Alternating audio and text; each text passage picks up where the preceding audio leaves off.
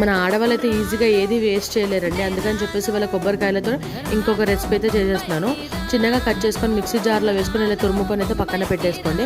ఇప్పుడు ఒక బ్యాండ్ పెట్టుకుని అందులో కొద్దిగా నెయ్యి వేసుకొని తురిమిన కొబ్బరికాయని మొత్తం ఇందులో వేసేసుకొని బాగా వేయించుకోండి. ఒక 4 నిమిషాల వరకు అయితే వేయించుకోండి. కలర్ చేంజ్ చేయాల్సిన అవసరం అయితే లేదు, నార్మల్గా వేయించుకుంటే చాలండి. ఇప్పుడు ఇది పక్కన పెట్టేసుకోండి. అదే బ్యాండ్లో కొంచెం తురుముకున్న బెల్లాన్ని కూడా వేసుకొని కొద్దిగా వాటర్ వేసుకొని బాగా కలుపుతూ కరగనివ్వండి. ఇది కొంచెం తిక్కిగా అయితే చాలండి, స్టిక్కి కావాల్సిన అవసరం అయితే లేదు. తీగ పాకం కోసం అయితే వెయిట్ చేయకండి. నార్మల్ ఇది చాలా హెల్తీ రెసిపీ అండి. మంచి ఐరన్ కానీ కాల్షియం కానీ చాలా బాగుంటుంది. ఇందులో పిల్లలకు కూడా ఈజీగా పెట్టవచ్చు. ఇష్టంగా కూడా చాలా ఇష్టంగా అయితే తింటారు ఇది. ఇప్పుడు ఇది బాగా ఇందులో వేసేసుకొని బాగా కలుపుకొని ఇందులో కొంచెం యాలకుల పొడి కూడా వేసుకొని బాగా కలిపేసుకోండి.